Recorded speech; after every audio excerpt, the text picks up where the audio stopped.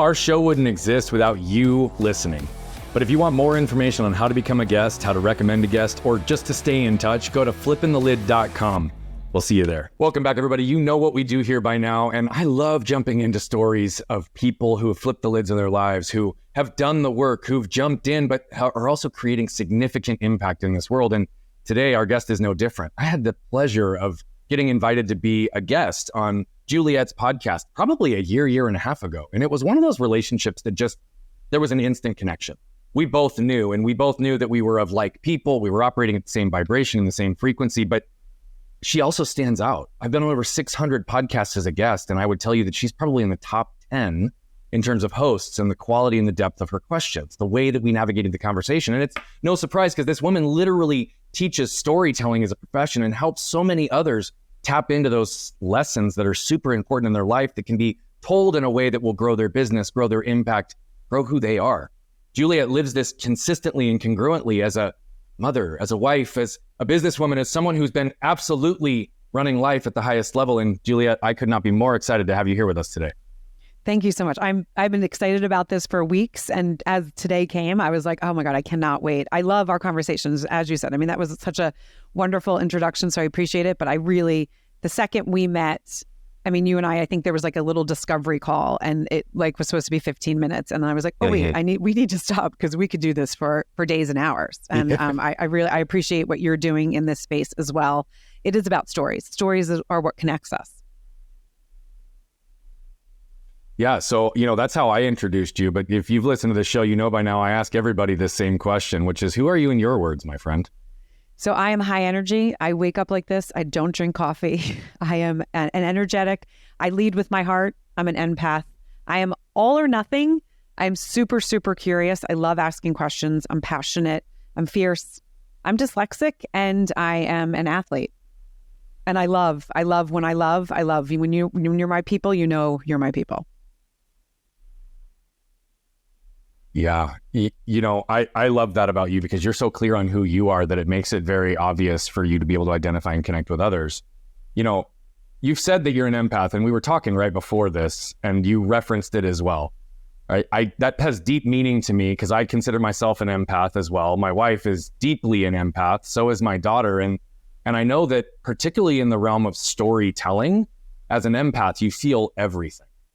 How have you been able to navigate the feelings of the stories that you help people extract?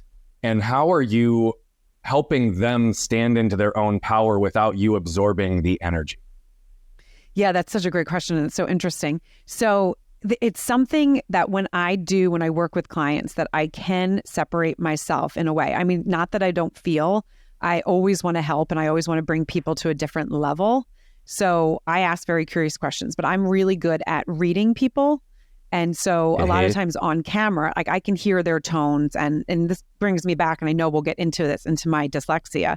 I've been doing this forever. Didn't realize I was doing it forever, but I'm really good at I can hear the slightest, uncomfortable tone or the slightest excitement tone. So when I'm really working with clients, and have people on my podcast, I know where to dig and where not to dig. And then we always because I'm not a therapist, right? I'm not a therapist. But a lot of times I will say, hey, I think that's something that you want to talk a little bit about. I give the people the words because if it is something that they're really struggling with, but they want to talk about it, I a lot of times know how to give them the words to make them feel comfortable. And it's been really interesting working with clients now for the last year and having people on the podcast for a number of years. I'm really good at that. And it's interesting because I can take my empathness, but I can kind of separate it. There's things that I can't do, there's things that I'm like, oh my gosh, I feel that so much and it bothers me for a long time. But for the most part, I'm really able to kind of separate that, but still bring that empath, but not let it internally infect me the whole day. Yeah. Communication is structured, and you may have heard these numbers before, but 7% of the communication we have is in the words that we use. 38% is in the tone, the delivery, and the context, and 55% is in the nonverbals, right? What's interesting is you picked up on your ability to differentiate in tone, right? But I would also argue that you have a high grasp of the use of the English language and the 172,000 words that are available to us. But you also my brain just completely lapsed on exactly what I was going to say, Juliet. So I'm going to own this. Okay, I know exactly where I'm going to go. And by the way, we don't edit this show. So by the way, world, guess what? This happens. I'm human and it happens. Here's the reality, though. You also gave and skipped over the nuance of your ability to read the nonverbals. And it's, you referenced it in tone in terms of voice and context. But when did you start to realize that you had this gift of being able to read people and have accuracy in what you were seeing? Yeah, I mean, and I'll take you there, but it's so funny that you said that because I'm the person that wants to FaceTime. I'm the person that wants to see the person because it is the tone, but I need to see. I can tell when someone needs to be redirected or they need this or they're not comfortable with something. So, and that's why I love podcasting with the video. I will have, people will say, oh, there's video? And I'm like, oh, 100%. I couldn't do what I do without the video. So all my clients, it's on video. And that is because I do read people. So you're 100% correct there. It is something that it is really interesting because being someone that's dyslexic, having a son that's dyslexic, my dad, my sister, I didn't know I was dyslexic when I was younger. I knew that I learned different. I knew that school was really hard. So really, when I started doing it, I did it to get out of things. So I did it because of my weakness. And I did it I didn't want the teachers to know that I was struggling as much as I was struggling. And so it kind of was this negative turned positive. But I would read the teachers and know, okay, I can ask them a question here, maybe take them off subject so they don't know that I can't do what they just asked me to do. And a lot of times it works. So I really became a very interpersonal communicator. And I've always been really good with verbal. Not all dyslexics are, but I am really, really good with verbal. When I am talking, if someone asked me to write down exactly what I just said, my mind would go blank. I wouldn't be able to get on a piece of paper because I can't I'm the same spell. way. Yeah, can't spell. I mean, and then it's like the words just don't come out. So from an early age, I was doing it in school, but also with adults and friends because I knew, okay, I can talk and tell stories and connect with people on a deeper level by using my communication, using my voice instead of doing things in school that I really sucked at and was told all the time, focus. What are you doing? If you, especially as I got older, if you did that on the athletic field, if you brought the athletic field to the classroom, you wouldn't be struggling so much. Why aren't you paying attention? All the negative things that I got from school, I was, churning them.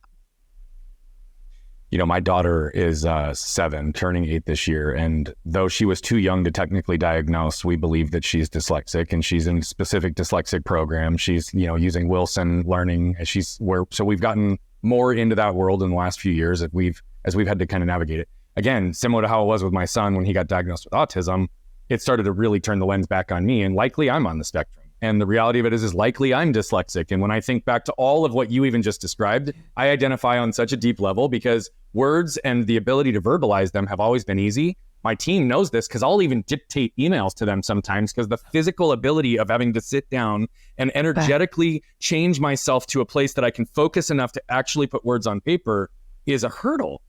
And it sounds crazy to some people, but I have felt that even though I can read, I can spell, I can write, it's a hurdle. How early did you realize that this was a struggle for you and that you weren't getting the support that you needed? No, and I love that you said that because there's, and I'm going to go back to that question in a second, but there's spectrums for everything, right? There's spectrums for everything. And so the fact that, yes, you might not be severely dyslexic, a severe dyslexic person could never read. I could always read. I was just slower at it, but I also didn't comprehend it. So I could read something and be like, oh, that's me. That's me. So yes, I'm sure you are dyslexic and seeing it in your daughter. But I know we talked about that, after our episode, because it is something I'm super passionate about because I don't want kids to go through kind of what I went through, even though I had a mom that was in education. So she was really good at being able to churn things. So, when I was young, I think it was like, okay, you ever reading, processing reading. My older sister saying my dad is dyslexic, dysgraphic, all the dysgraphic. There's dysgraphia is the handwriting part, dyscalculia, which I am dyscalculia, that's the math portion of it. ADHD goes with all of it. So it was kind of lived in our family and it was also celebrated. It wasn't ever a negative thing. Beautiful. So where I grew up though, it was in a very elite town. Everyone seemed good. School came easy for most people. And so for me, the first kind of story that came was when I was in 3rd grade And the entire class went to gifted and talented, and myself and the troublemaker went to special reading. And I was able to make friends easy. I like had a group of friends that, everyone came running over. Where are you going? And I was like, I don't know. And the teacher was like, you guys are going here. You two are coming. And I had to read The Island of the Blue Dolphin. And I'll never forget that. The teacher was a slow talker. She was a doctor. I was like, why do I have to do this?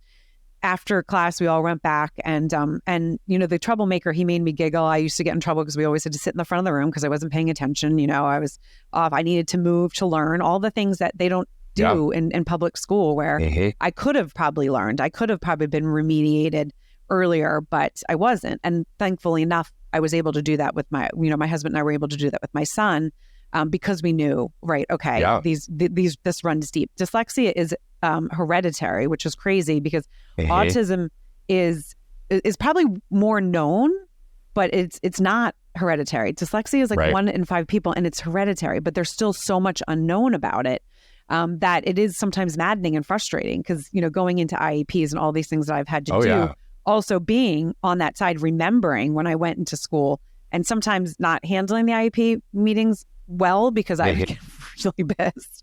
Again, highly respect teachers, but there's a lot of teachers that don't understand it. They don't get it because they're not dyslexic.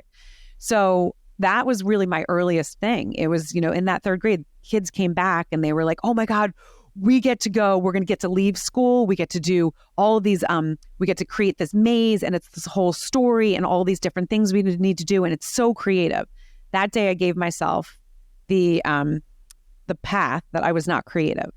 Didn't say I wasn't good at reading. I said I wasn't creative. I went home and I remember saying to my mom, why can't I do that? Everyone's going to leave school. I hate school. Why can't I leave school? And my mom, in my mom's wonderful fashion, who is just the best to have raised us, said, we had to leave a couple of the times that they had to do, and it was just going to cause some problems. So I told them that, you couldn't do it. And I skipped off because I was a confident and happy kid because I did have talents. I did have I was the first one picked on the, in gym. I was faster than every kid in my class, boys and girls. So outside, I was looked to as, oh my gosh, you're amazing. In the classroom, I wasn't, right? I was constantly being redirected. So that really, and I have many stories of what happened to me as school went. There was times where I shrunk, but there was times where, because of who I was and because of the confidence, I really believe in innate confidence. I think some people can have experiences, but if they're not innately confident, I think I was born confident, really. My mom sometimes would say, I feel the same way. Yeah. My mom sometimes would say, yeah, you should not have been confident in that situation. And I was like, oh, wow, she's okay. Because okay, this is interesting. But I was, and thank goodness for that innate confidence, because it really made me fierce. It really made me get through some situations that would have really crumbled people. Yeah, absolutely. And, you did talk about those moments that you shrunk, right? So when was a time that you felt dyslexia clearly made you different or less than? And can you give us some perspective on how you were feeling and the thoughts that were created in that time? Yeah. And again, I think there were so many times where I pushed it away because I was like, okay, I am good at these things. And I didn't want myself to feel less than. So I was like, no, I'm going to figure this out. But early on, definitely, I always had to go to, the special. I had to leave to go to reading, or I was always kind of with the troublemakers. And it was like, okay, my friends were, not. And this group I was always, friendly with, but they weren't the kids that I always hung out with. So those were times I definitely felt, like, okay, I'm definitely different than the people that I typically hang out with. They always knew, like, they would ask, oh, what did you get in a grade? And, oh my God, you got that grade? Aren't you like, oh my gosh, my parents would kill me. Don't your parents kill me? And I'm like, no, whatever. So, but specifically, I remember when I was in high school and I had to, I had an English teacher that was really homely. And the reason why I say this is because that's the narrative I gave myself. Like, she had struggles, so that's why she took it out on me. Empath, right? It was like, oh, okay. She used to make us read out loud, and reading out loud was torture. Still, I have to read something first because I can stumble, because I can't spell, so all of that stuff. But also knowing that I had to read out loud. If you know, like dyslexia, ADHD, your brain basically shuts off when someone gives you that. Even if you know how to do it, you literally shut off and you get sweaty, and it's crazy. And in my freshman year, so it was high school, right? Asked me to read out loud. And I remember she asked me to read out first. She always kind of picked on me. And I said pubic instead of public. And she said, "What are you, retarded?" in front of the entire class. And because the class giggled when I said pubic, she thought I was being the class clown. And I mean, there's an L in there, right? I missed the L. And I, though, got up, grabbed my bag and said, "What are you, a bitch?" and ran out to the vice principal's office. And I tell you this story because it's a little window into who I was. I ran down, you know, my mom was in the district, so I knew other teachers, whatever. I knew I was probably going to get in a lot of trouble, but I was like, this is not okay. Like like that was a scar that I still like throw up on my mouth, I think about. And I had friends in that class, but I also like, you know, they had no idea what was going on, right? They were like, oh my God, what just happened? Of course, it was talked about everywhere. Juliet Williams called Mrs., and I'm not going to say her name because I think she's still alive, a bitch. Oh my God. And then it was all these things. And I was like, oh, you're the cool. I wasn't. I was protecting myself. So I went to the principal, hysterical. I called him, Miss M, a bitch. And he's like, oh my God, why would you do that? Now, I have something to say. My mom was the kindergarten teacher, never cursed a day in her life, was like, would have been a nun if she didn't have all the kids. Like when I say like didn't drink, I mean, still doesn't, like very straight. Okay. So for me to say that, very Catholic, was, I knew there was going to be ramifications. So he's like, oh my God, I have to call. And I said, she called me retarded. And he was like, wait, what?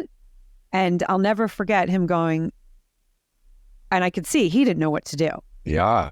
Right? Don't call a child retarded. Right. In front of an entire class. But no, you shouldn't talk disrespectful to an adult. And, you know, us growing up at, you know, it's still to this day. I mean, that's something, you don't disrespect your elders. But when your elders disrespect you in that sense, what do you do as a kid? So my mom was called. I remember her coming down, and I remember us leaving.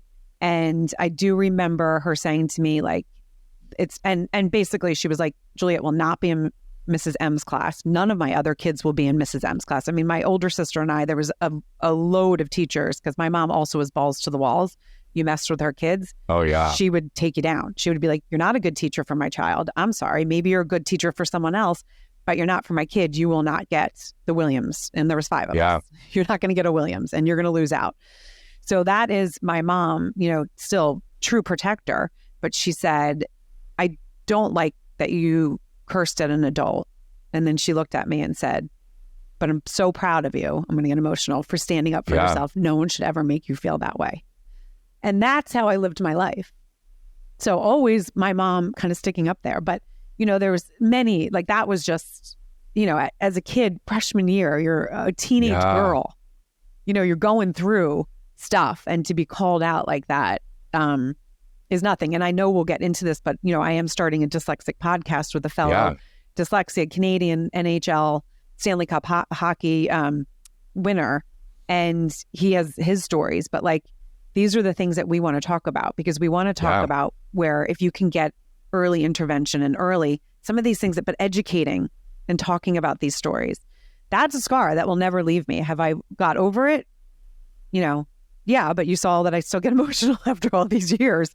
It is one of those things that just sucks. And I can tell you another story, but I'm sure you want to interject for a second. Well, I just want to honor the fact that you told that story so beautifully. There's so many elements that you embedded in there, both as you as a mom and an advocate for your kids and all of the work that's needed to happen there. The ability for you to advocate for yourself, even at an early age, because of the protected space that you were given, and how your mom and I'm assuming parents in general always advocated for you, right? To defend, you know, so much of that, like literally I was getting goosebumps, or I was having things go up, because the similarities between your and my upbringing and stories and right. So though they're very, very different, I resonate so deeply, because I was that kid that didn't really care if you were an adult. If you wronged me or disrespected me, right? I wasn't going to necessarily be rude, but sometimes I lashed out. And other times it was like I would just advocate. And that was the one thing that my wife and I said when we had kids, that we know we're going to screw them up. Nice. We know we're going to create trash that they're going to have to unpack and deal with later in life.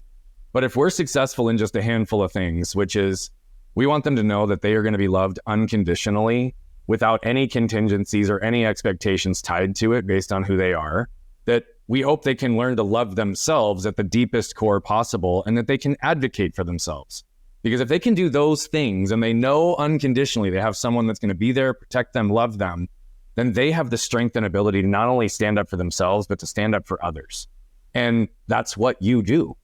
And so your story just so powerfully brings that to fruition. And, I was going to ask where you learned your strong advocacy for self, but you answered it in the question. And so your mom was clearly an example and a bulldog that fought for you. And it's no surprise that you do that not only for yourself, for your kids, but for all of those that are your people. And that's just a beautiful thing because you're a protector and a connector, my friend. So yeah, I did want to interject to just reflect and say that, but I'd love for you to either tell that other story or we can shift in a different direction because you were on a rhythm there. And the other thing I want to highlight for you is it actually wasn't the moment of trauma that I think is still making you emotional. It's the trust and love and protection of your mom and the fact that even when you knew you did something she wasn't happy with, she was proud of who you were and how you advocated for yourself. And so what I want to pause on is you've healed from the trauma. The impact of that love and protection is what you still feel, and it's beautiful. I love that. And I have to say, my dad was a huge cheerleader. My dad I'm sure he was. And didn't know that he was dyslexic. I mean, his brother went to Harvard and Yale. He wasn't allowed in religion class because they told him he was dumb. But oh wow, my dad also had that innate confidence. So my dad thought, my dad was like, yeah, I was always confident. And it's interesting. He's like, to think about it. My older sister wasn't. That would have taken my older sister down. I mean, my older sister has done a lot of work. That would have taken her down. Probably most of my siblings, it would have taken down. But I had that innate confidence. And yes, I knew my mom might be disappointed in me, but I also knew my mom always got a kick out of me. My mom would always be like, my mom would never have done that in her own way. She would never have done that. And she loved that I was this fiery little fierce thing that, was completely opposite to who she was in so many ways. And then I had my dad as a cheerleader. I will leave you with this one story because, again, it was like 10th grade. And we used to read the Cliff Notes in English. And I had this teacher who everyone talked about. It was so amazing. She was a communicator. So I was like, okay, this is good. And I remember I would read the Cliff Notes, not always get, and then my friends, I would ask them, hey, can you just sum it all up for me? They would sum it in their own words. And then I would put my own words in it. And I would raise my hand and I would talk. And this teacher, I was her favorite until I had to write my own paper. And she was like, this is going to be the best year. Juliet, you're so pithy. I love how you're thinking. I love how you connected that. I didn't see that in those characters. I love that you're so curious, all these things, right? And then we had to write our first paper. And I remember she turned it back to everyone and said, Juliet, I need to see you after class. And she said, I'm really disappointed in you. You obviously did not take this seriously and didn't put your work in. Yeah. What I see in this class is you talking and all of that. And then you hand in this. And I just remember being like, here we go again. And that's what would happen all the time. And I don't remember what I said. I think I either said to her, it's really tough for me, or I don't remember, but I just, that's another shrinking moment, right? Okay. I can hide, I can shine here and I get all this praise when I speak, but it was also another, affirmation. I'm going to say that wrong, but affirmation that I was good in talking. But I was really bad here. So it was another lesson. Okay, keep talking as much as you can keep talking. Yeah. And honestly, I mean, I'm a big believer in leaning into what our strengths are. But, what's also really interesting about that is no different than other people in different periods, whether it was conscious or unconscious, what their blocks were, right? You learned in some ways to receive love, validation, and connection through performance, right? It's like, if I can speak and I can entertain and I can make sure that people can connect, or if I can be athletic and faster than every other person then I get the attention, the accommodation. I don't feel less than. I'm not being told I'm dumb, right? We get to lean into the areas that also make us feel good, but it can be easy to hide. And I think that's what's really interesting is that I don't think you hid.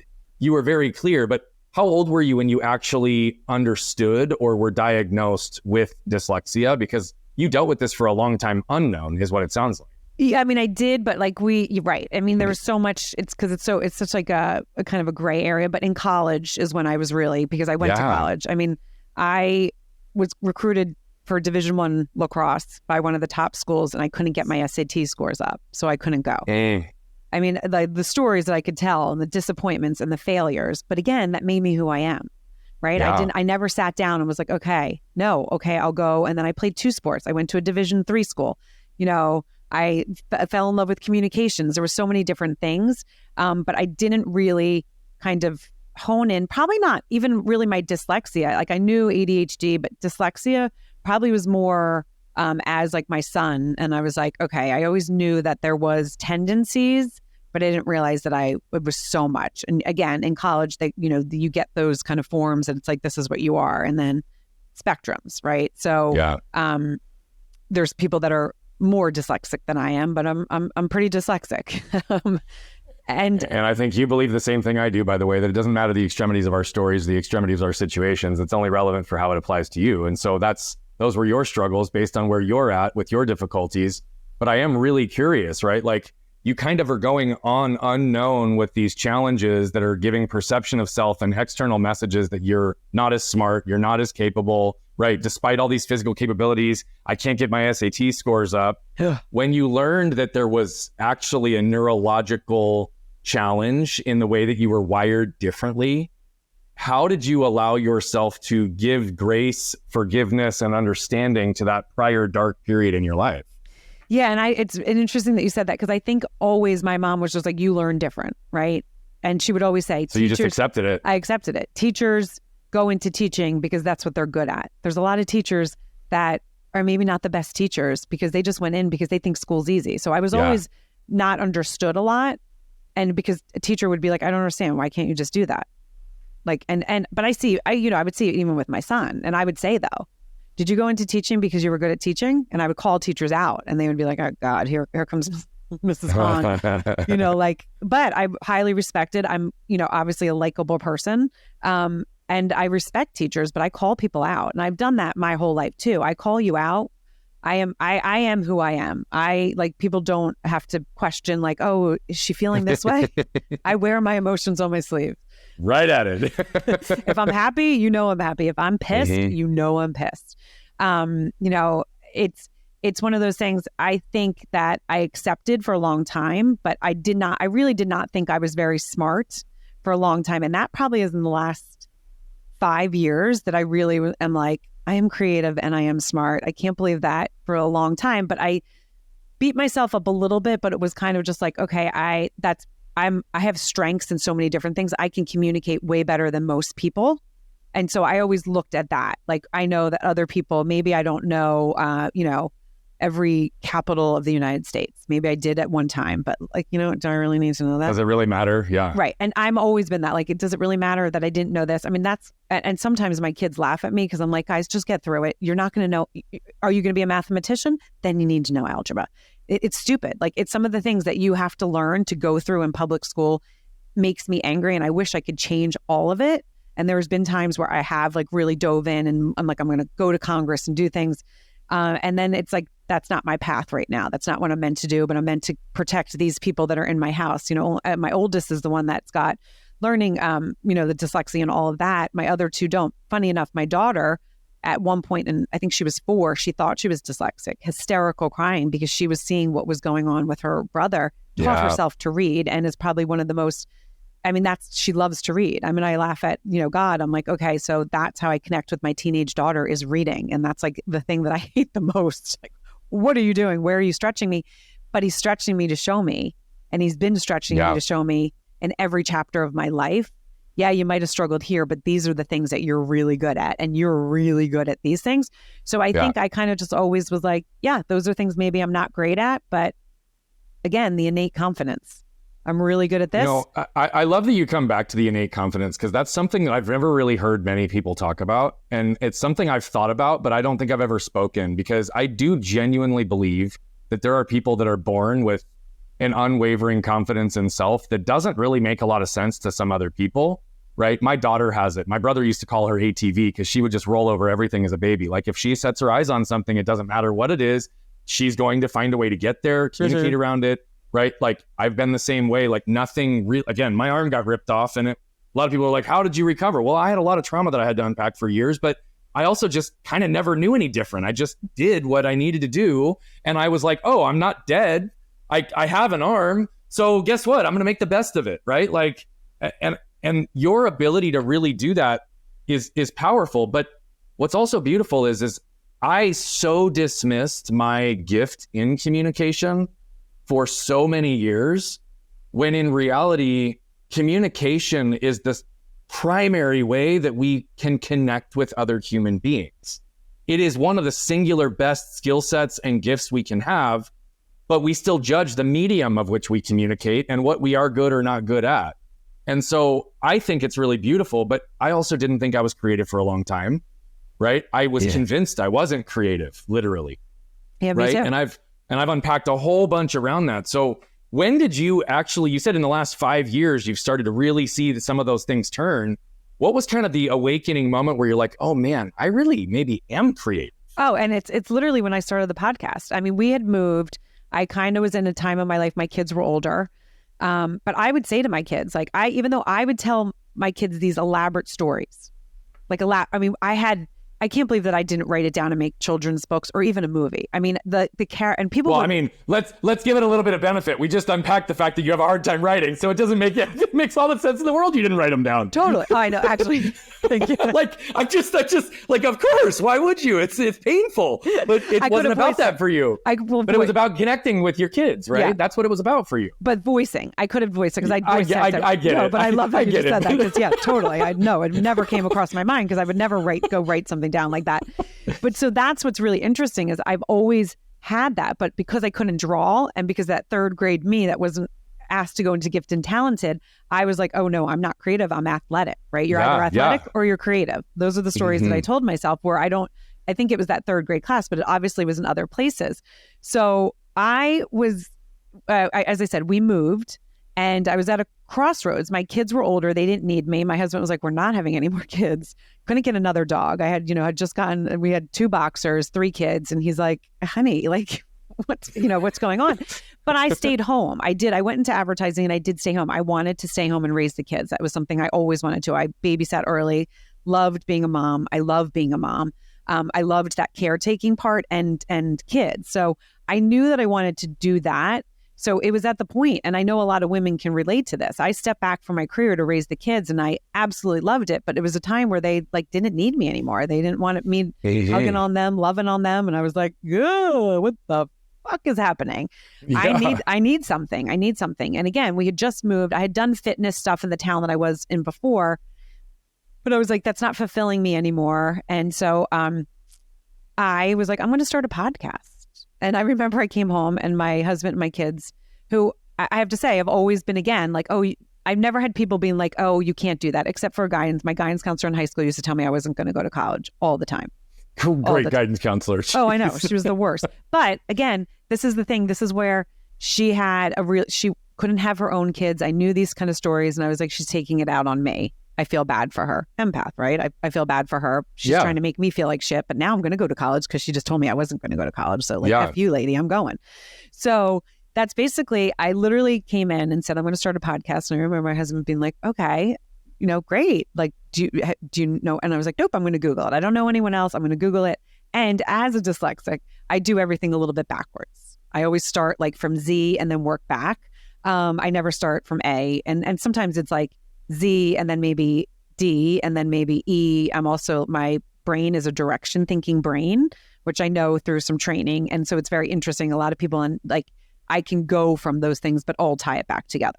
Maybe you even hear in my stories, I can maybe start something, go somewhere else, but then I always bring it back to where I started. And so I was listening to a book when I really, and we talked about this, I believe everyone should daydream. Some people call it meditating. I think people should, even if you have the best life that you think you have, it doesn't matter if you're down or up, you should always be like, is there something more that I want, right? Is there something more that I want? What am I dreaming about? And just dream. And some people can sit and do it. When I do that, I think about the laundry and the dishes that I'm not going to do. And so I have to move, but it's the same way as I learn. It's the same way as I learn. I go back to that kid that had to sit at that desk that was trying not to move. So I missed the, instruction that was happening in the front of the board because I was trying so hard not to fidget. And then it was like, oh, wait, I have to take my paper out and do what? I just missed all that because I was concentrating on not getting yelled at for moving in my chair. So I have to move. I walk my boxers every day and I daydream. So I happen to be listening to a book, which like my last 7 years, I started listening to books. It was the fitness stuff. I started like listening to more, really never did that. Listened to podcasts, but I was like, okay, I'm going to do this. And it was called, and I'm going to totally forget the name, which is terrible for some reason, but it's it was The Art of Something. It was the woman that did, and I'm sure when people hear this, if they're readers, they're gonna be like, wow, Eat, Pray, Love, that woman. And I can't think of her name again, but it was about writing. And this is what was so crazy. It was about writing a book. And I was like, I'm not gonna write a book. I'm dyslexic. I go, that sounds like torture, right? I'm not a writer. But someone was like, just listen to it. It's kind of fun. And I was like listening to it for my clients at the time too, because I was like helping people kind of get, and it wasn't really even clients, just people like getting, if they were stuck, kind of in the same spot I was. So I was like, someone just said, just read it. So literally she said something in it and I was like, oh my God, I'm creative. What the hell have I been telling this is so weird. I am so creative. I am creative in my communications. I was creative on the athletic field, never thought athletics was a creative thing, but it's finding that thing that you love and not putting a label on it. So like I loved athletics when I loved athletics. That was a form of creativity for me, right? The way I moved on the field, doing things like that. So starting this podcast and doing it, talking to people, being curious, all the stories that I would tell, all the times I've connected with people. And now the things that I'm doing with my podcast, sometimes I like laugh. I'm like, someone's like, oh my God, you're so creative. And I'm like, you met me 5 years ago. I would have said, no, I mean, my kids would come home and be like, Mom, I have to do this for art, or I have to do this. And I'd be like, oh, go talk to Dad. I'm not creative. I'm not. And which that part I get bummed out because they saw me giving a narrative, even though I made a joke about it. I hate that I did that because I did a disservice to them. One of the times I'm sure they're going to be like, oh yeah, maybe they're going to give themselves a narrative about something. But I am so creative and it's so funny to even be in creative circles. And I have to tell you, when I went to college, I first went in for corporate fitness because I was good with people and fitness I was good at. I had to take anatomy and physiology. And this is the time I got diagnosed with stuff because I was like, oh my God, I cannot do this, nor do I want to do it. I probably could have figured it out because I figured a lot of stuff out, but I was like, this is going to be absolute torture. Painful to the extent. So I remember calling my mom and I did change my major. I really wish I could unpack that story and remember how that happened, but I went into communications, radio, television, and film. But I was like, oh, I'm not going to do the creative part. There has to be something in there that's not creative, right? So there was a class that was about advertising. And I was like, oh my God, I've always wanted to move to New York City. I always wanted to ride the subway. I always wanted to do like the advertising sales. I'm good with people. I'll be great in sales. My dad's great in sales. So that's the path I went. However, I was a DJ on the radio. I wrote a screenplay. I also wrote a sitcom. I filmed a movie all the time, being like, oh, I just have to get through this. I'm not good at this. Right. Isn't that crazy? So I'm going to say it's not crazy because I identify and resonate with it in some ways. But to your point exactly, even expressing yourself in a creative field, which was not the case for me, right? Like I had creativity coming out in ways that I didn't understand until later. Similar to you, like in athletics or in philanthropy or in our community or with our teams or our solutions in our business. Like I'm highly creative in the way I view the world. Right. But I love that. Like I love that. What's interesting is for me, I have found that the more I've leaned into my creative side, the more authentic I feel in all of myself. And I find that many of the highest performers shut off the creative outlet in their life that ultimately limits their growth. You had done a lot of amazing things in your life until the last 5 years, right? You did choose to stay home and pour deeply into your kids and advocate for them and make sure they get everything they needed for schooling and the IEPs and the funding and whatever other support they need, which I can deeply identify and relate to as well with our kids. We're doing that. My wife has done that. That's significant value added into our family and the lives of our kids, right? Like, so exhausting. What's been the difference in your life since you have now been able to accept that you're a creative? Well, it's just funny. I feel lighter. I have to say, I feel lighter, and I love being creative. Like, and I say this to so many people, you have to find that creative passion. When I first started my business, I had a whole workshop. I still have it, but it's about finding your creative passion because so many people don't. And that's where they feel stuck. You can see it in men and women, men that are going to the corporate world because they make the significant amount of money and they don't have that creative outlet. They don't have it. That was me. Right. And I see it time and time again. And it is one of those things that everyone needs, that creative outlet. I mean, I had, an advertising background. I mean, I was in advertising for over 12, 13 years, probably even longer because I'm terrible at math, but like 1997 till when I had, so a long time. Again, I'm not going to do. I love you so much, Juliet. I'm not going to do the math and scare everyone. We don't need to. It's okay. It was a long time. But the thing that's so interesting is that I was creative in there, but I was in sales, so I didn't look at it, even though advertising was a creative field, right? But even the way I interact with people, it's creative. When I ask people questions, that's creativity, because I'm coming up with something that is not like, as you said on the podcast, people always say to me, no one ever asked me that. I loved that you tapped into that because that just brought something up that I haven't thought about. That's what I do with my clients. I ask curious questions because of the reading people. That's so creative. So it is a lighter feeling. It is an inspiration. It is an energy. And sometimes because of my ADHD, my dyslexia, I was always kind of told also, you don't always want to be all over the place. That's too much, right? Sometimes I've been told, I can't tell you how many times, I'm too much, right? You're too much. You're too much. But I say, fuck yeah. I like being too much. If I'm too much for you, you're not my people. And I say that. I mean, I have friends that will just laugh. They'll be like, oh, here she goes. Here she goes. But I say it in a very loving way. As I said, I'm an empath. I have feelings. I feel for people. But I also, I don't want people giving themselves a narrative. And now, again, I'm 49 years old. It's easy for me to say because I gave myself a narrative for a long time. And I'm a confident person, innate confidence. I was always, even though my struggles, I still always came out being like, friends would be like, oh, I wear what I want. I think I'm pretty. Like even when I was a, funny little short-haired girl that people were like, oh, is that a boy? Because I had short hair. I was like, nope, it's me. It's an innate confidence that I just have been blessed with, which has then helped me succeed. I joke that I'm best in bite-sized pieces. Most people don't want to have the full meal. They just want to have a little nibble, and then it's like, okay, that's enough. Ryan's a lot to deal with, and it took me a long time to like really be okay with that, right? Because it was always, Brian, you're too loud, you talk too fast, you're this, you're that, right? All these like layers and judgment, and so I just even love the way that you talk about and appreciate it. I really want to dive into some of the advocacy for your kids.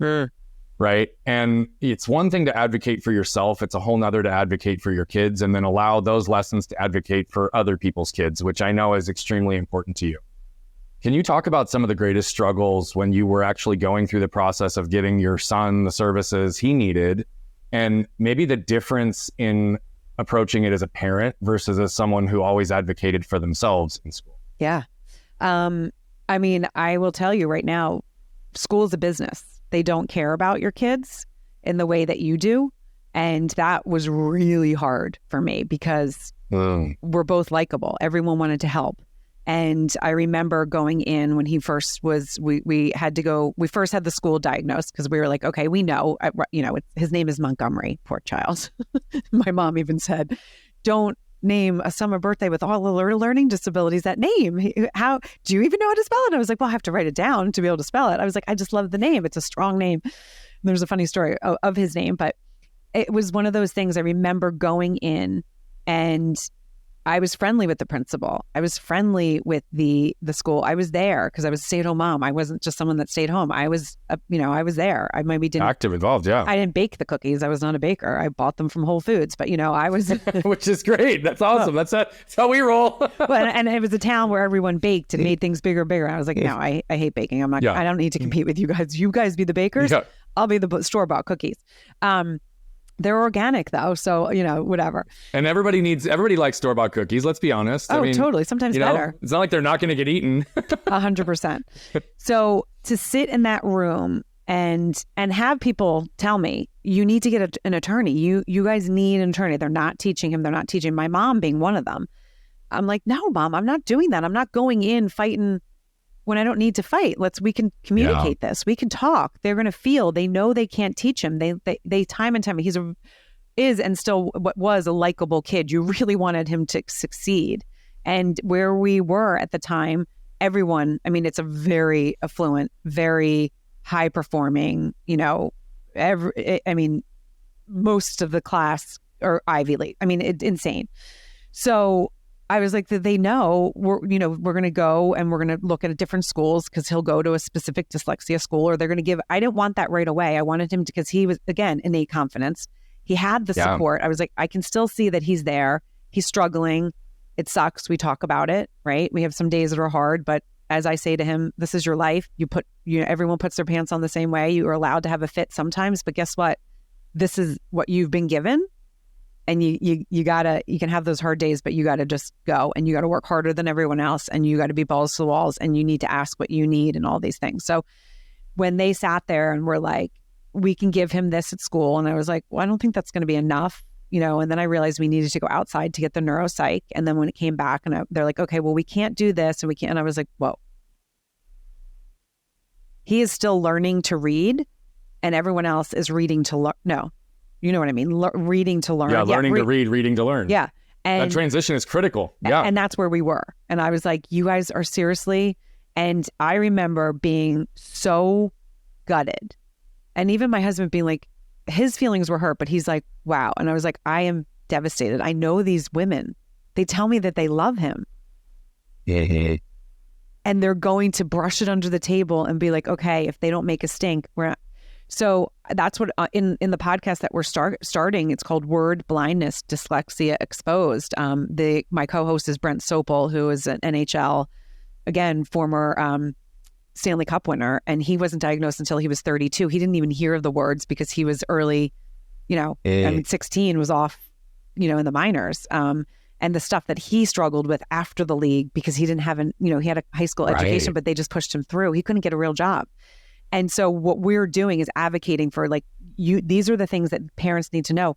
I, again, was so blindsided and so heartbroken, but then was like, okay, this is what we have to do. And so then anytime I went into an IEP, I was like, but again, I'm not reading all the IEPs because that's not my strong point. Like, how do you feel like you're an island by yourself and it's hard. And public schools teach to your weakness. They don't teach to your strength. And one of the things that my kid had is super strength, like where we didn't know he was as dyslexic as he was because he memorized. He would bring books home and be like, hey, Mom, can you read this to me? I would read it. He would go back and read it to the teacher and be like, okay, I'm good. Yep.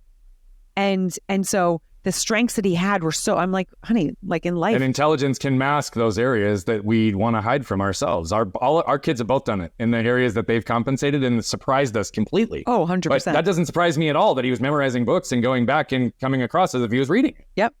And that's the thing. And dyslexia is not about intelligence. And that's the other thing is people need to hear. It's not. 40% of self-made millionaires are dyslexic. 50% of NASA is dyslexic. We think different, and we think with our creative side. And if schools could just teach to the strengths, they would not crush kids and have all these self-esteem issues. Yeah. And that's where that's what our podcast is about. I mean, that's one of the things. And you have a question, so go ahead. No, I was going to say, I love that you're doing the podcast. Again, my daughter, it's unbelievable. That's what we've had to even learn is that dyslexics even view the world through a more abstract lens in almost everything. Right? There's less structure in certain ways than even for other people. And having to learn how her brain works to be able to navigate that for her, to make sure she's getting the resources and not masking. Same thing with our son and his special needs. And, again, I was getting chills as you were talking about the IEP meetings. Again, my wife and I have gone to battle, right? We've had 4-hour IEP meetings with people. And to your point, my only role in that room is to absorb every person, all the language I possibly can, so that I can reframe and communicate in a way to get the outcome that we think our kid deserves, which I know you've had the ability to do as well, because you're absorbing it all. What have been some of the greatest lessons that you've learned by being a mom? Because I know my kids have been my greatest coaches. Yeah, I mean, I think there was times where patience. I'm not a patient person. I am in some ways, but not others. And it's funny, like, even having the kids, hey, I have homework, I have this, I have that, which again, I would be like, dude, I hated third grade. Go, please talk to dad or Google it or call Graham. Like, I cannot, dude, like it, made me, but there was times where I was like, you know what? It's not about you. Right? This is not about you. This is about raising 3 people to be the best that they can be, and not giving myself a narrative. But patience is definitely one of the, I think I shared with you, having a teenage daughter, we are the same in some things, but very different in most things. And she's a reader and she loves books. She's an athlete too. She does play lacrosse. And she's fantastic. My older son would always be like, she's good at literally everything. But there was times where she would say, I know you guys think that, but I'm not. Like, and I don't like that you say that, right? Just because I'm not, Don't seem like I'm struggling in other areas that maybe you don't see, and having your eyes open to that, but also just meeting your kids where they are and letting them know you understand them and you respect them and you respect their time and you respect what they have to say is something that's so important. And I believe I do that pretty well. I've always let my kids express their opinion. Like, hey, if I'm annoying you, please let me know. It's not going to hurt my feelings, but I'd rather have you tell me than be rude or dismissive or just be like, I don't want to be around her. She's so annoying. So I get that I'm annoying a lot. I talk too much. But as I said, also, thank God for my innate confidence, because kids could kill your confidence, kill your confidence. But those are the things, just to let them know that they are respected. I respect their opinion. I ask their opinion. I want to know because I find them so amazing and so curious, and I love their brains. And I want them to go into life, to look around. Don't be look around, see who's around you. Be curious. And I hope, because again, I have teenagers, so they find me annoying and everything. They're like, oh, Mom, not everything's a life lesson. I'm like, well, kind of is. Yeah, well, it kind of is. And by the way, we were talking about that this weekend when we were up in the mountains with our kids. Every situation is a lesson if you look at it that way. Yep. And that's, really the expertise of even what you teach, but you advocate. You have referenced your podcast a few times, and I've been really wanting to get into it, and thankful that you've brought it up and referenced it, because the reality of it is what you're doing is helping alleviate suffering in ways that many don't even understand. You said it very early in our conversation that you sometimes have to give people the words to understand. I've often said that suffering exists in 4 places. It's the things that are left unsaid, the things we lack permission to feel or say, the things we lack the words to articulate or understand, or the things that are left undone. Every time one of us tells our stories, or we're able to give some reflection that gives words to someone, we're giving them permission to feel and say things, and words to articulate and understand things that they may not have otherwise, which gives them permission to act and do. And so give us a little bit more insight into not only your existing show, but obviously the development of where word blindness is coming from. I love the concept. Is it going to be co-hosted with guests? Is it just topical? Like, give us a theme of what to expect and ways that our audience can help support the growth of that. Yeah. And again, as you said, like, this is it will be my 3rd or 4th show. So like, I have your next stop. I also do the stuff with the NFL women and the men pivoting out of the league. This happened totally by accident.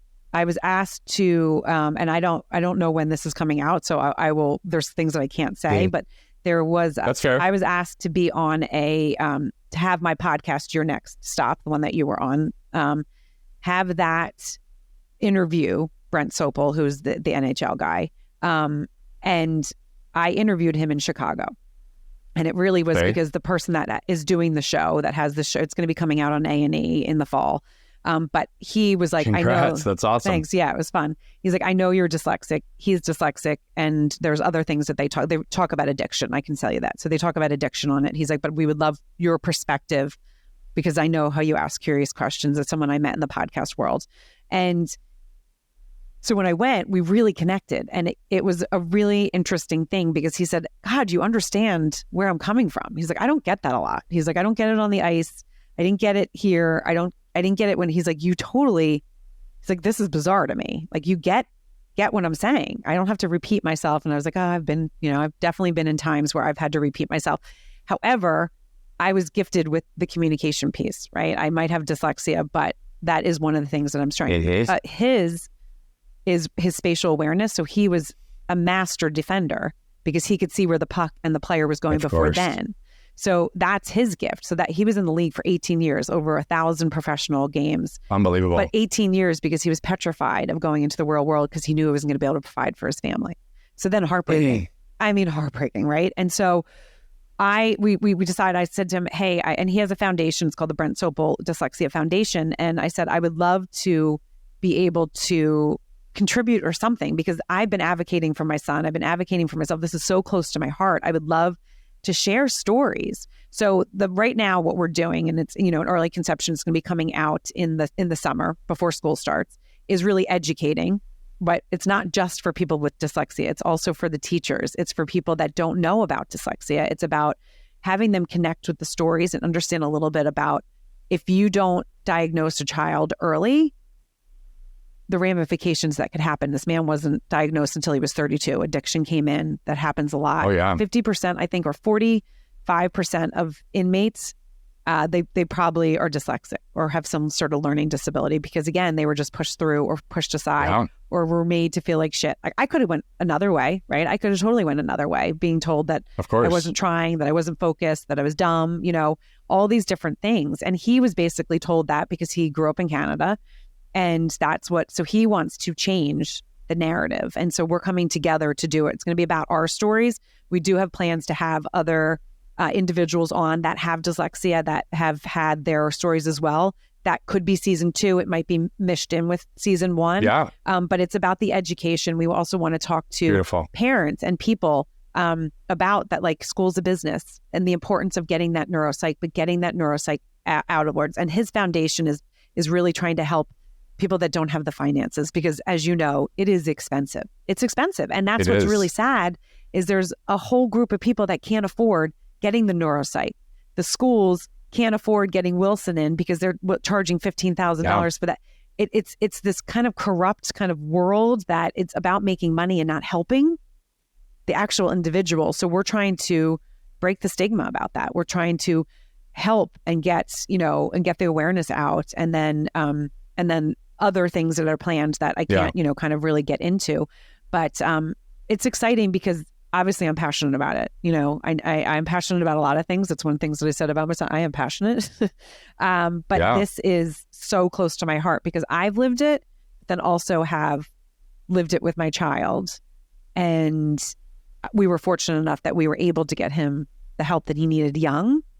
So again, he has the innate confidence, but I think there's so many things that we protected him from. And that's my main thing is protect these kids that people don't understand. I just had someone reach out to me and say, what do I do here? My kid has an IEP. He's dyslexic. He's in 2nd grade. And he was asked to buddy up with a kindergartner, and they buddied him up with a kindergarten that could read better than him. And the kindergartner was like, what's wrong with you? Why can't you read? And in his IEP, it says it shouldn't have happened. But the teacher was like, oh no, this is just a fun event. It's fine. You just crushed that kid. Yeah. And literally sense of self, identity, value, worth, all impacted in an instant. Right? Without an ability to understand it. And again, fully appreciate everything that you're saying. And what I want to say for the benefit of the listeners as well is I do believe that the public school system in general, it's a systematic problem. It's not necessarily always down to the individual teacher. There are good 100%. People in the system, but the system is designed to go against what's best for the kid and prioritizes funding. It was the same thing with our son's autism. They tried telling us that he was magically healed and that he just needed some sensory additional support, that he wasn't actually autism, even though we had a 40-page detailed diagnosis outlining all the ways that he was, that they commented was the most robust they'd ever seen, yet he's healed in first grade. We moved schools 2-3 times, right, until we could find a place that he was stabilized. My daughter, the same thing, 2 different schools to ultimately make sure that she was in the environment that was best for her. So it's not lost on me, all of what you're doing for not only your own kids, but my wife and I have tried to extend that to others as well, because fortunately, we have the ability to advocate. Not everybody does. Right. And so I really appreciate your heart. I appreciate your education. I'd also like you to talk a little bit about what you do in your consulting work and how you help people actually craft and tell their stories, bring them into the world to create more impact, because story is everything. And people understanding them and understanding how to tell them, even if it's not for the sole purpose of business, is critically important for connecting, communication, relationships, and growth in general.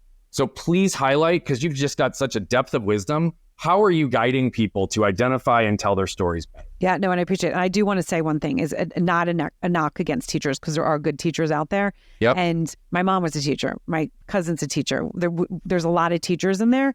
I've come across great teachers, and then I've come across not great teachers. And it's about, as you said, it's about the whole child. And we need to do a better, we need to do better for that whole child to learn all of the child. That's why a neuropsych is so important, because you need to find, okay, they're dyslexic. Are they dysgraphic too? Are they ADHD? Are they dyscalculic? Because you're going to teach them in a different way. And that's going to give the teachers the tools. But because I've had people on the podcast that have left teaching because they couldn't help those kids. And they were like, we just couldn't do it. And I could not stomach that. And those are what we want to change. Just having that teacher be like, okay, you know what, today I'm going to let the kids move around and see how this goes. Maybe for a semester, move around a little bit. Even if you're in high school, you don't have to sit in your chair. Second grade, you know what? Let's go to the window. Let's do this. Let's see what happens. And just do it for one class. Because yes, it's hard. You guys have a hard job, but just doing it in little steps like that, that's what we're kind of talking about. So I appreciate everything you said there. So what I do for my clients is I really work with small businesses to help them kind of shorten that sales cycle. And the buying cycle, really. And the reason why I do what I do is because, again, as you said, stories connect us. Stories, when you hear someone's story, you're going to be a little bit more wondering, okay, what do they do, right? I want to know this. And I'll give you an example. And this is exactly what I do with my clients, but it's a real life example. I was at a podcast convention, met these 2 women, and they had this beta software. We connected, kind of talked. I was like, wait, I don't want to know anymore because I want to have you on your next stop. Let's, connect later. Had them on the podcast. Their company, their app went out of beta. They're like, would you, want to be a part of it? We would love for you to be the first round. It's this amount of money. I didn't even hesitate. I didn't even ask questions. I purchased right there. And I was just on their podcast recently, and I said to them, that's exactly what I do for my clients, because when you are able to share your story, there's key parts of people's stories that people don't think are significant, right? I always talk about my dyslexia. I always talk about my sports, because I'm connecting with different people. You're connecting with different people. And a lot of times when people go to share their story, individuals share their story, they're missing those little things. So I really help them kind of find the little gold bits that they might not think are really impactful. And I really unpack them. Let's talk about this. Is this really one of those things that is a dot connector that kind of got you where you are? Was this one of the stepping stools that really does need to bring it? So I help them kind of, and I call it chapters. We all have chapters in our lives. I help them really take those couple chapters. Take a couple parts of each chapter and make sure they're always bringing it up. So like I teach them, if they're going out on the podcast, if they're new social media, you need to add your personal story in there. You can't just sell. You need to add little pieces. So that's what I do. And bringing it back to that, to the company, it was really funny because when I said that to her, she's like, oh my God, you're right. She's like, and we went through some hiccups and you didn't leave us. And I said, no, because I trusted you because I heard your personal story. That's right. You got vulnerable. I got to understand you. And it's not like, again, I'm not doing therapy. I am just talking and then we're picking up little pieces. I had a podcast guest on. She's like, oh, this is not really that significant. And I was like, well, let me hear. She's like, well, this time, she's like, well, pink peony, it's my favorite flower is my grandmother's flower. And she gave a little story about her grandmother. And then she gave why it was significant when she left her career in the finance world to start her own business. She's like, Juliet, I can't tell you how many times people call me the pink peony lady and want to know more about just that part of the story. And I was like, right, because they can hear your tone. Exactly. They can feel it. They can feel that it's something important to you. It's a little window into who you are. So that is really what I help my, the small businesses, and then take part of their business story and intertwine it. Help them be able to kind of take those key parts of what their business means to them and put that in their personal story so they can go out and really connect deeper with audiences and community to help kind of shorten that buying cycle. So you're not doing all that extra work of, it's truly about your story. So not everybody has innate confidence, right? So you could give someone their story, you could give it back to them in reflection. You could say, these are important parts to highlight, but they may not be able to energetically match that in delivery, right? How are you helping people step into their power and potential and recognize the worth of their stories so that it can be delivered with the proper energy, not just the right words? Yeah, I love that. I love that. Well, when I connect those dots for people, I have not had someone that wasn't like, oh, okay, I'm not delivering it, right? Because then they're confident. I give them the they feel it. They feel it. And I also give them the confidence. I give them the words. Now, there's people that are like, I don't really have a powerful story. Or there's those people that, right, every chapter of their life, something traumatic, big, huge has come out. And they're like, I don't want to sound like I'm this like hot mess in all my things. Right. Right. And so I help them be able to kind of formulate that and what parts of your story, like especially who you're talking to, whether you're on stage, whether you're on a podcast, who the audience is on the other side, right? It's also about delivery and who the audience is. So teach them how to like, okay, this is what you're going to do. You're on this podcast. You need to find out who you're talking to, because that part of your story maybe is not as significant other than this. So it's really just kind of unpacking it, but giving them that confidence. And again, I haven't had one client that has gone away that was like, and I'm not, tooting my own horn. I'm happy to toot my own horn. Obviously you've heard, but like, this is something that I have been doing my whole life. And now I'm just able to help people kind of see those things in their own story to give them the power. Well, and the reality of it is all you're doing in many cases is taking their story and shifting their perspective on it so that they can see it for what it really is, which is the power in it. And so what's beautiful is they are willing to accept it because they trust, and you create a protected space, and you're not in a place where you have an agenda to tell them what their story is or isn't. You're helping them find their voice in it. And that's what's so beautiful, because I get that in the way that I coach, in the way that I lead, in the way that I communicate. It's often that same type of experience that you just described, but it's a gift, my friend. And I'm so happy you're sharing it with the world. I appreciate it. And it is, as you said, it's one of those things is when you give someone the space to kind of talk things through. There's, I've had clients on that, like, well, I don't really want to put my mom in that light because she's still alive and we've healed. So I'm able to kind of help because of my dyslexia. As you said, like, I think different, and I'm okay with thinking different. I think in a very different way than than an average person that doesn't have dyslexia. And I shouldn't say average, but the person that doesn't have dyslexia. And so I'm able to help give a perspective that maybe someone doesn't think about. And again, it's because of my weaknesses that I was given that have now turned into my strengths. And I think that's what's so important for people to kind of really go into that's why it's so important to go back into that story. And I talk a lot of times about memory feelings. I think we even talked about this on the podcast. There's memory feelings that you can remember, but then there's also the feelings. And I mean, the memory feelings where it's like, you don't have a visual, but you have a feeling. And it's those ones that are sometimes important to scrape over, right? Again, I'm not a therapist, so I'm not having you dive into like major trauma if that's something you need to talk to a therapist, but I'm helping you give the words to those situations so you feel confident and comfortable to express it, to then, again, connect deeper with people, because that's what it's all about. And to the point on memory feelings and cellular memory and all of those pieces, since I last talked to you on this, I have actually gathered some new information. Did you know that there's over 40,000 brain-like cells in the heart that are called sensory neurites that are actually where the emotional memory is stored? And what they've shown is that if you go to therapy, for example, and intellectually process your stories and the patterns of your past alone, that you actually do not heal with the associated feelings, right? It's those moments of trigger that put us into that reactionary state, right? Where our voice is withheld, or we shrink down, or we get angry, right? It's the cellular memory that we're reacting to 99% of the time versus what's right in front of us. And that's beautiful to hear you even bring that full circle into how you're helping people tell their stories and the work that needs to be done in order to do it. As we wrap today, my friend, I would love, we're going to put all your links in the show notes, but I'd love it if you could leave us with a closing thought. And if there's anything in particular that you would like to offer or direct people towards, please make sure that they hear it, because that's how you communicate best verbally. Yeah. So let's go. No, I appreciate it. So they can go to my website, which is I am Juliet Hahn. And the reason why I am Juliet Hahn is because Juliet Hahn is a professor at the Citadel who's older than me that has all the stuff. So, which is also kind of a funny story. So I am juliethahn.com. I have, free stuff there. You can listen to podcasts. The podcast, again, depending when this comes out, I'll have different sections for my podcast pages. So you can kind of dive in if you want the dyslexia one, if you want the NFL one, if you want your next step one. Those are all there.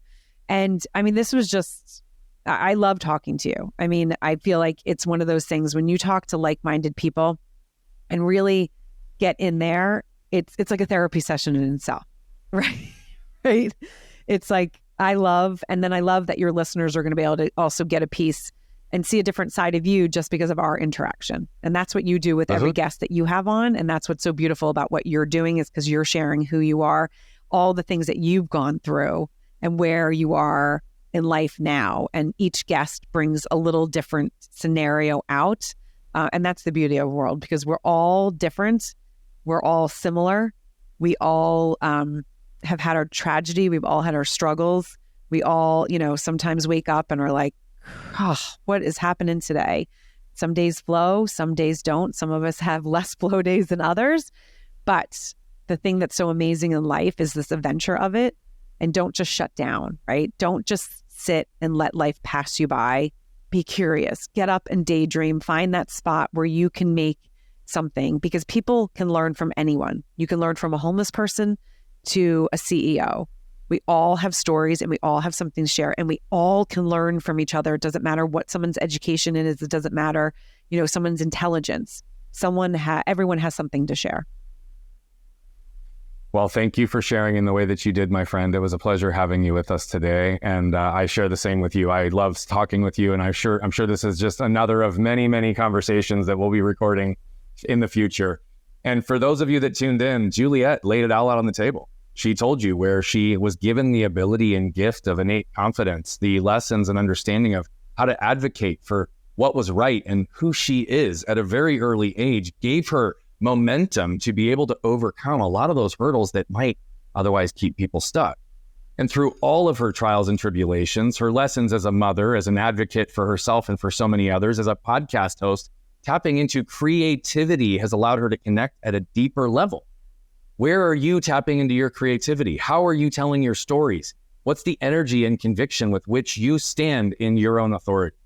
If you want to find different ways to do it, go follow Juliet, because she's absolutely making sure that you know how. But the reality of it is, it's always going to start with you flipping open your lid and scanning. Thank you so much again, Brian. What you can probably tell by now is that I love telling these stories, but what I love even more is the impact that's coming from them. You see, we're on a mission to impact over 1 billion lives as quickly as possible. But to do that, we need you. See, we believe that moved people move people. And so all I'm asking is, if you've resonated, connected with any of the messaging, please consider commenting, sharing, leave a rating and review. Thank you so much for tuning into Flipping the Lid. And if you want more information on the show, how to become a guest, how to recommend a guest, or any of the other details, head over to flippingthelid.com. We'll see you there.